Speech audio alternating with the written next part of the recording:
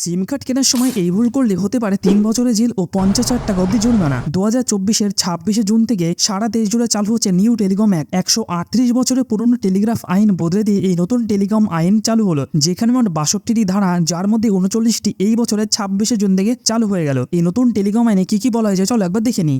সিম card কেনার নিয়ম। একজন ব্যক্তি তার একটি আইডিতে 9টির বেশি সিম নিতে পারবে না। আর যদি আপনি নর্থ ইস্ট ও জম্মু কাশ্মীর থেকে হন তাহলে আপনি 6টির বেশি সিম তুলতে পারবেন না। যদি আপনি এই নিয়ম না মানেন তাহলে আপনার 50,000 থেকে 2 লক্ষ টাকা অবধি জরিমানা হতে পারে। আর একটা কথা বলে রাখি, সিম কেনার সময় কিন্তু আপনারা সেখান থেকে সিম কিনবেন না, যেগুলো রেজিস্টার্ড দোকান বা যেগুলো অফিসিয়াল স্টোর সেখান থেকে একমাত্র সিম কিনবেন। নাম্বার 2, বেআইনি সিম। যদি আপনি বেআইনিভাবে সিম কেনেন, মানে অন্যের আইডি দিয়ে বা কোনো ডকুমেন্ট ছাড়া ইনলিগাল ভাবে যদি আপনি সিম কেনেন, তাহলে আপনার হতে পারে 3 বছরের জেল ও 50 লাখ টাকা অবধি জরিমানা। মানে বুঝতেই পারছেন এটা কতটা সিরিয়াস ব্যাপার। নাম্বার 3, কোনো কোম্পানি আপনাকে আপনার পারমিশন ছাড়া কোনো রকম প্রমোশনাল মেসেজ বা কোনো অ্যাডভার্টাইজার বা কোনো মার্কেটিং রিলেটেড কোনো মেসেজ আপনাকে পাঠাতে পারবে না। যদি কোনো কোম্পানি এরকম করে তাহলে তার 2 লক্ষ টাকা অবধি কিন্তু জরিমানা হতে পারে। নাম্বার 4, কোনো এমার্জেন্সির সময় সরকার সম্পূর্ণ টেলিযোগাযোগ ব্যবস্থা নিয়ন্ত্রণ করতে পারে, যেমন কলিং বা মেসেজিং এর সম্পূর্ণ কন্ট্রোল কিন্তু সরকার নিতে পারে। তো ভিডিওটি যদি ভালো লাগে তাহলে চ্যানেলটিকে সাবস্ক্রাইব করতে কিন্তু ভুলবেন না।